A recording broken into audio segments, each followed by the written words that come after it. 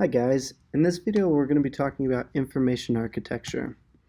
We'll go over where we're at in the process, what we're creating, our goal for your information architecture, and how card sorting helps that.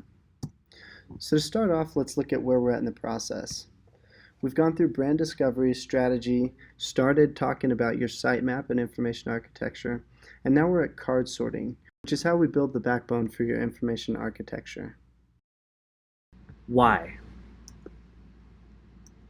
Because this is how people find information. The hierarchy of information on your website largely determines how easy it is to find stuff.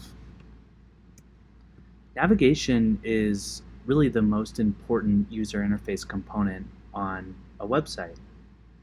People use websites to answer important questions and solve real problems in their life. So the work we're doing here helps people find the solution to a need that they have. What's our goal?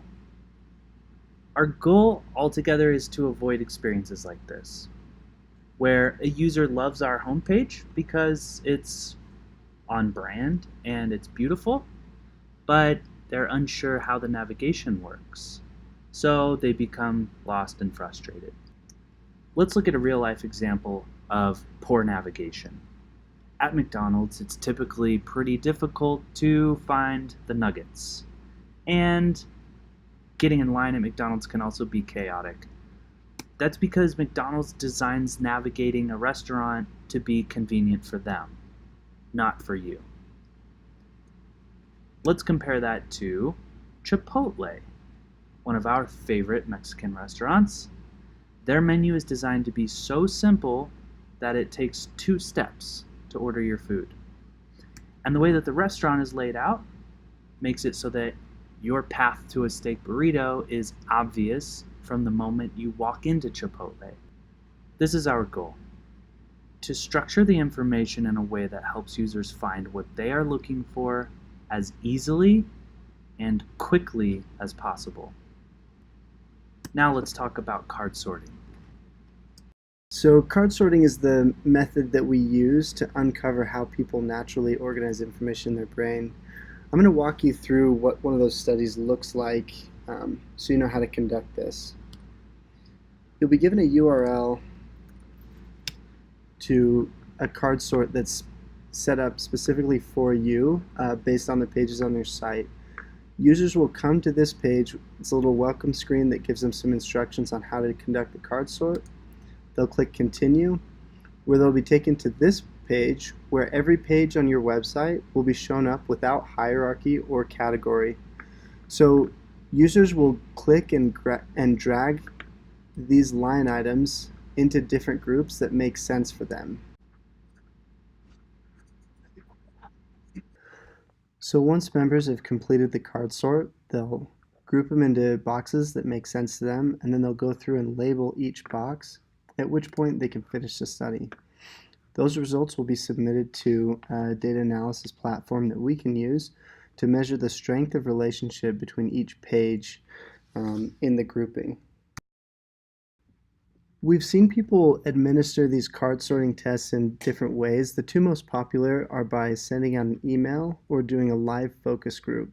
In a live focus group, we've got a guide that you can follow to have people go through and do the study. Sometimes they can do it on an iPad while they're waiting to meet with a banker, or you can invite people in. Alternatively, you can send out an email. We also see sometimes some of our clients will incentivize people with like a $10 gift card to Starbucks. Sometimes they don't. They just have very willing members to participate. In any case, you want to make sure that you get a minimum of 15 or more respondents. The more the merrier, but we need at least 15 for the data to be worth using. And then lastly, we want to make sure that these responses come from members, not employees, because members of the credit union view products different than employees. For example, financial institutions view credit cards as loan products, and members view them as transactional devices hardly associated with loans at all. So we want to make sure that this data comes from your actual membership. Now, card sorting is not a silver bullet, but rather one step in a series of steps of building a strong information architecture for your website. It measures the strength of your members' natural mental association between pages, which is a fancy way of saying it tells us about how likely they'd be to look for one product next to another. Usually there's strong groupings and then there's some weak associations. So the card sorting exercise gives us a strong backbone for your AI. However, it leaves some pages to be sorted uh, using best judgment.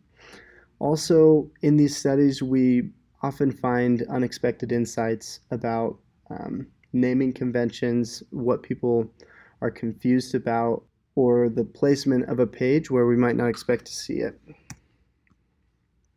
There are some limitations though.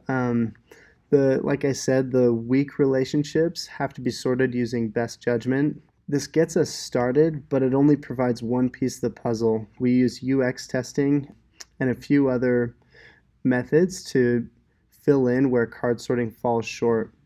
Lastly, it doesn't take into consideration organizational constraints. So sometimes we see pages that are not allowed to be for some compliance reason or another, they're not allowed to be together.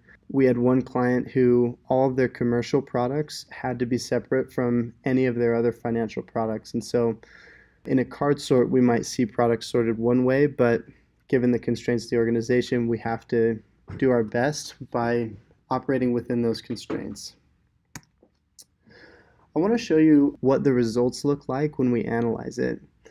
This is a similarity matrix, which basically all the little numbers you're seeing is a percentage, which is the percentage of people who sorted one card next to another. So if you look at consumer loans and signature and secure loans there at the top left, 84% of people would have sorted consumer loans and signature secure loans in the same group. That tells us that naturally your members are going to be looking for those two things in the same category, in the same group. The way that plays out in practice is we create a loan group, and those two would be within the loan category. We also look at how frequently some cards were grouped together, and so we take all the categories that people named, standardize them, and then look at the frequency that each card showed up in those groups. So in this case, we had 32 participants create some form of a loan category, and in 31 of 32 instances, home loans were grouped within loans. The next most frequent was consumer and auto loans. That tells us your navigation probably should have something that's labeled loans and probably should have home, consumer, and auto loans within that grouping. This might seem obvious, but it's insightful as you get further down into products like community involvement or where your blog should go or how you should categorize credit cards. Lastly, we use dendrograms. These are diagrams that show the agreement between cards hierarchically. It shows us on each level how things would be grouped. So essentially, if we're shooting for 5 top-level navigation categories or maybe 7 top-level navigation categories, we can move this line to where we show 5 prominent groupings and get an idea of about what should be falling under those. And so if you'll notice in the example here, you've got all of these that have strong associations with one another. We move the line to a point where there's only 5 other trees on the chart, and all of these pages are associated with an about category. So these pages would likely fall under an about section with subcategories as needed. That's it for card sorting. So if you have any questions, just let us know.